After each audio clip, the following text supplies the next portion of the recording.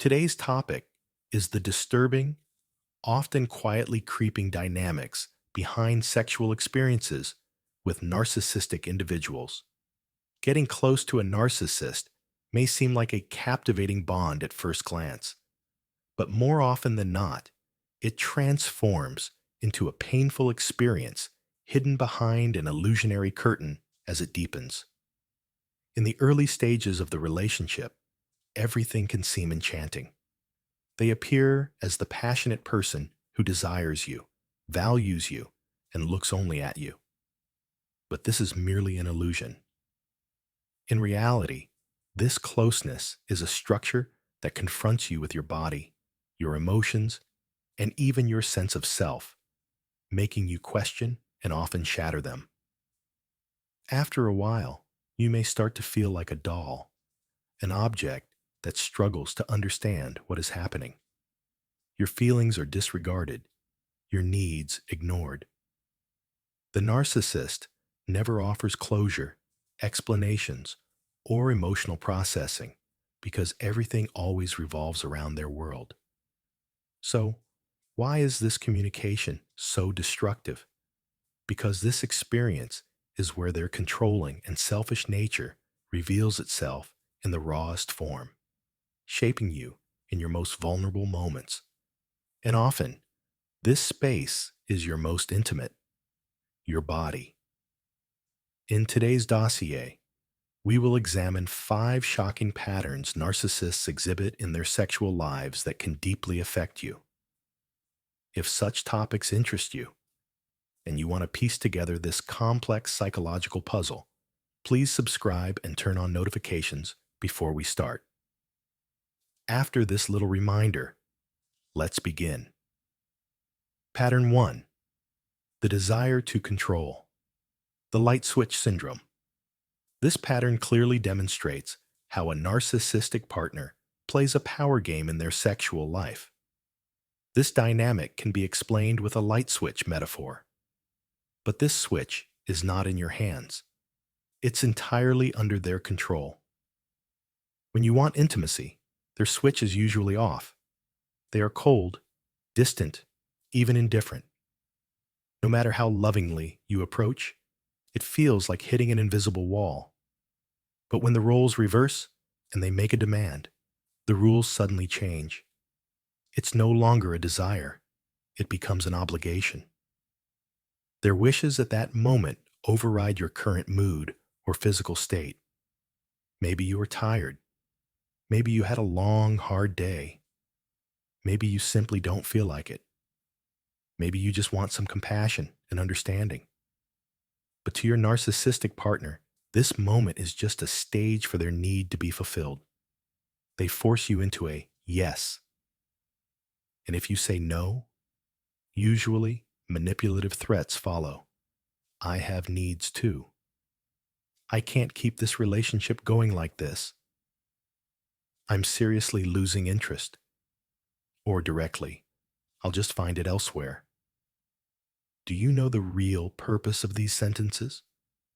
To coerce you into submission through fear. When you say no, you start feeling threatened, inadequate, even guilty. Over time, in this repeating cycle, your trust in your body and self erodes. Each coldness, rejection, or punishment after a no pushes you to conform more, which essentially means giving up more of yourself. As a result, when you look in the mirror, you no longer see the old you. You start perceiving yourself as inadequate, unwanted, and losing your attractiveness. The thought, is there something wrong with me, settles in your mind. And to suppress this thought, you try to change. Sometimes you lose weight. Sometimes you change your style. Sometimes you even hope that just changing your scent will catch your partner's attention. But nothing works because the problem isn't with you. It's hidden in their obsession with control. For narcissistic individuals, sex is less about emotional sharing and more about control. Validating your desires is seen as a loss of power for them, but fulfilling their own demands is a triumph.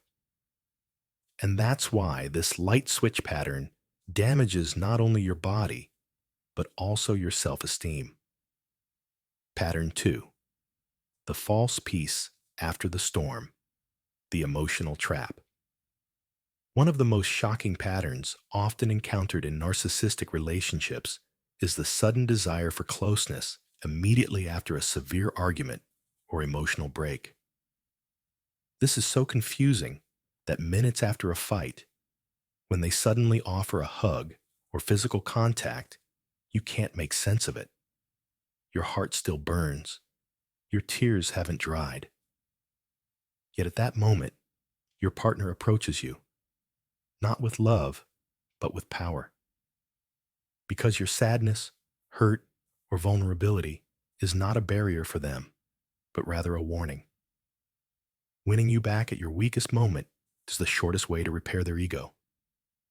However, this reconciliation does not include genuine confrontation or taking responsibility. There is no apology, no empathy. Unspoken pains or unresolved issues are ignored. There's only one thing: your submission.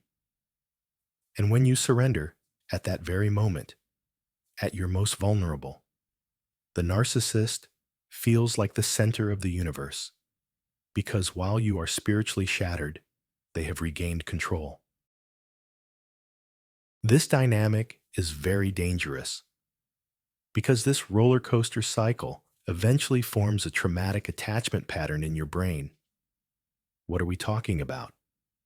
During fights, your body releases stress hormones like cortisol and adrenaline. The subsequent physical contact, whether true intimacy or not, triggers the release of feel-good hormones like oxytocin and dopamine in your brain. So your mind can't make sense of this chaos, but your body becomes addicted to this cycle. Soon, you may find yourself asking, "Why am I still here?"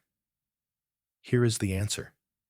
Because this emotional roller coaster with the narcissist works like an addiction.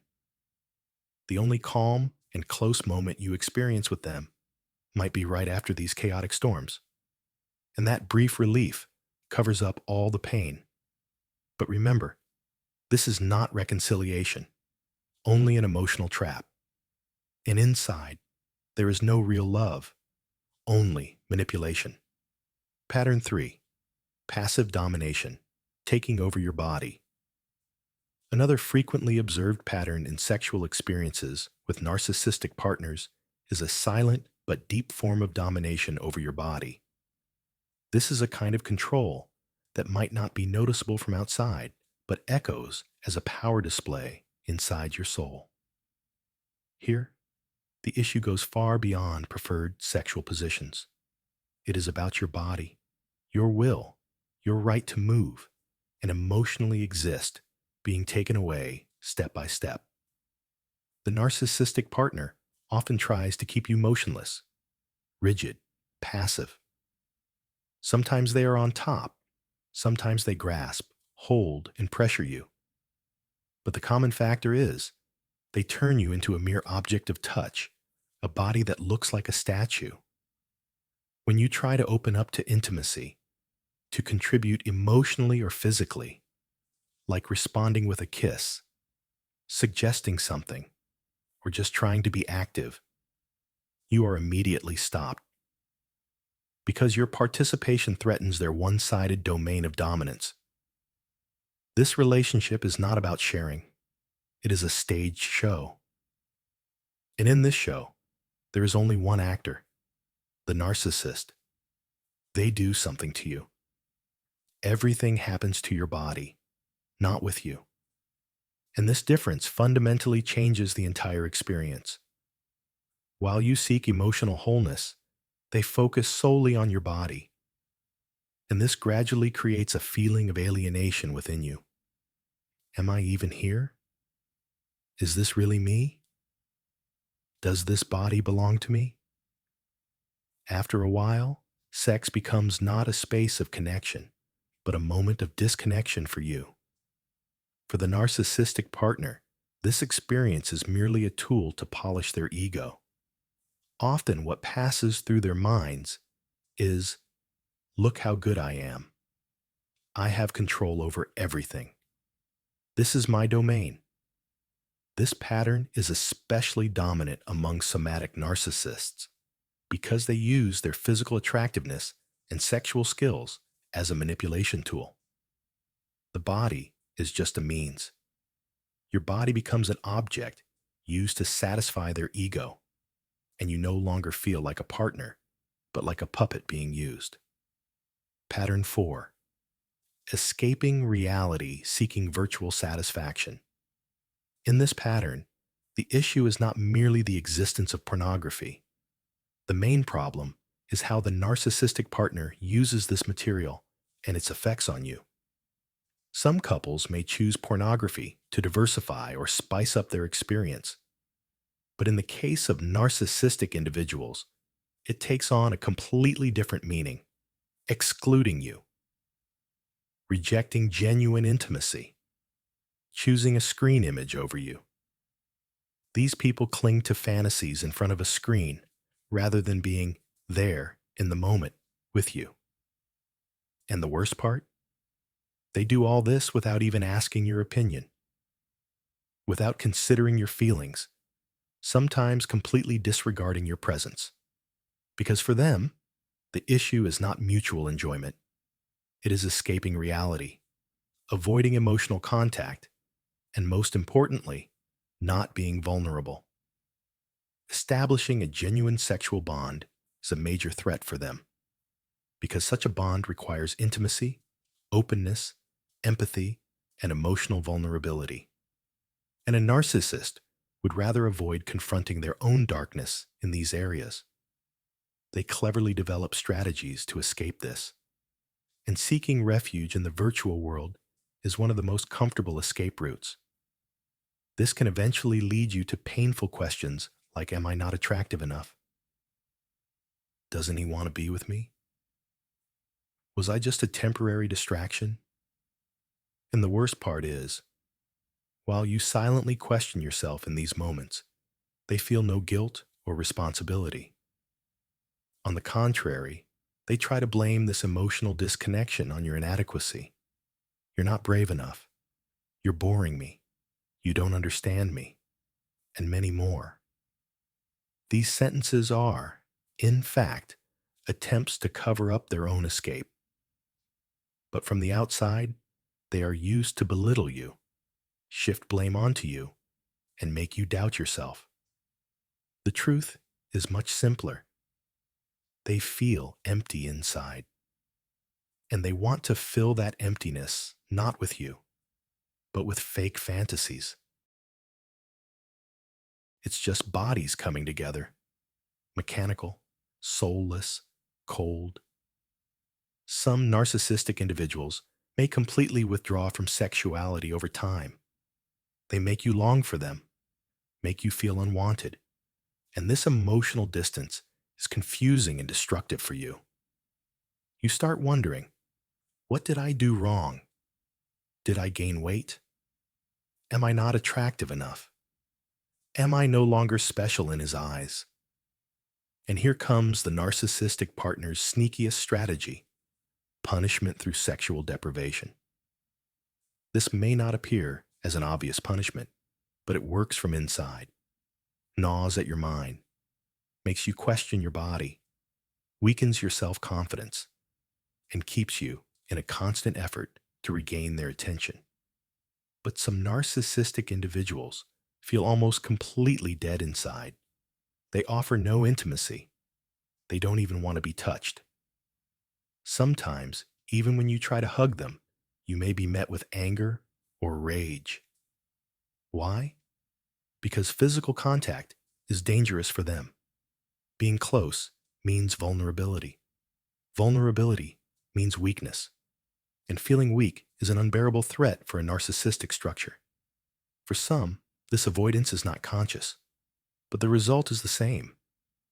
Whenever you try to bond, you hit a wall. On the other side of this spectrum are somatic narcissists. They can be very active physically, They may create intense sexual chemistry, but there are no emotions in this chemistry. Only power, control, and self-glorification. Even this intense contact is a trap, because your brain thinks there is a bond. But in reality, it's just a stage for their admiration of their own body. In conclusion, what happens then? You are used like a tool, a toy, an object. When they're done, you feel discarded, as if thrown aside and not even greeted afterward. Sometimes, no eye contact is made, no hugs follow. You seek emotional closeness, but they only care about completing a physical function. Though it looks like a physical act, it creates one of the deepest traumas. Being unseen, unfelt, merely used. And that's why sexual experiences with a narcissist often turn not just into disappointment, but a deep psychological trauma. All right, let's pause here for today. We have seen together how complex, destructive, and deeply impactful sexual experiences with narcissistic individuals can be. Remember, these patterns do not define your worth, beauty, or lovability in any way. The problem lies in their inner world, their suppressed fears, and their need for control. If you are, or have been, in such a relationship, be kind to yourself. The wounds caused by these experiences can heal over time, because healing is possible. You deserve to know yourself, set boundaries, and feel truly loved. Remembering this is the greatest power. See you in the next episode. Until then, take good care of yourself and protect your soul. Goodbye.